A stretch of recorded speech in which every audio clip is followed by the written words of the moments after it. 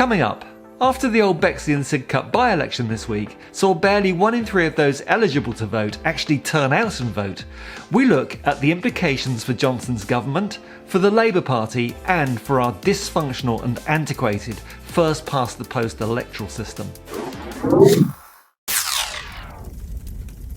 But first, if you enjoy this channel, please like this video, subscribe and hit the bell to be notified of new videos each week. So here is Louis French, the newest Tory MP. Even if, instead of having all the preferred Tory candidate characteristics of being male, white, middle class, middle-aged and clinically obese, instead he was a three-toed sloth with fleas and a bad case of mange, he would still have won this by-election in this staunch Conservative seat at a canter. And now that he's been elected, he knows that between now and the next general election, doesn't matter how poorly he performs, how many times he breaks the rules, how many second jobs he takes, and whether or not he votes in favour of dumping sewage in our rivers, or for drowning refugees in the Channel, or for taking away our human rights to protest, he'll still be voted in again next time. The whole system of constituency MPs is meant to make them accountable to local electors, but the current system clearly does not deliver on this intention. So I can kind of forgive the vast majority of the electorate in Old Bexley and Sidcup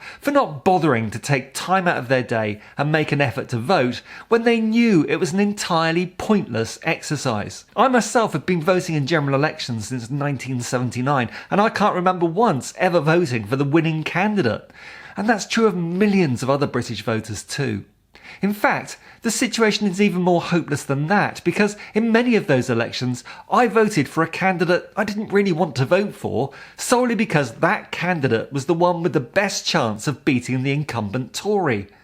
When I tell you that the only other European country still using the antiquated first-past-the-post system is Poland, which coincidentally also has its own far-right government stripping away human rights, it makes you realise our electoral system that most of the population take for granted is actually quite bizarre compared to most other European nations. The current government won just over 40% of votes cast at the last election, yet somehow ends up with a stonking 80-seat majority in Parliament, basically meaning that they're an elective dictatorship and can do what the hell they like. And just to be doubly sure of their power, this current Tory government has taken every step they can to undermine parliamentary sovereignty as well. For example, lying to the Queen and then illegally proroguing Parliament, as we all remember, or the Chancellor pre-announcing key elements of his budget to friendly journalists prior to the budget speech in Westminster, and playing tricks like Priti Patel with her police crime sentencing and courts bill,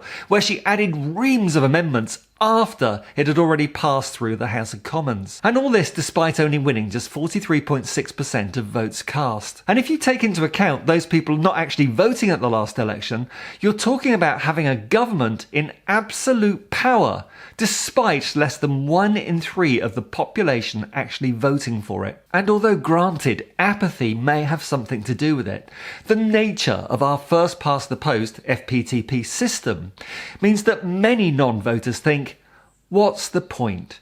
Because the vast majority of votes cast count for sod all and are totally ignored by our system. The first-past-the-post system dates from a time when there were only 2 parties for centuries. It no longer reflects the modern political landscape of multiple parties standing for election in the UK. Elections held under the first-past-the-post system almost force you into voting for one of 2 parties. Despite their lifetime of experience, voters in this country must realise that elections don't have to be held under a system that forces a voter into a tactical choice, sometimes voting for a party that's not their preferred first choice, or that forces parties to game the system with electoral pacts, denying some voters the choice to vote for that particular party. FPTP is not fit for purpose for either parties or voters. Some sort of proportional representation, or PR, is needed to fix our broken and antiquated system. And when I say fairer, a quick reminder of how votes cast in the last general election translated into seats in the House of Commons. The Green Party's one MP, Caroline Lucas, represents 866,000 votes, nearly a million, whereas each Tory MP represents only 38,000 votes.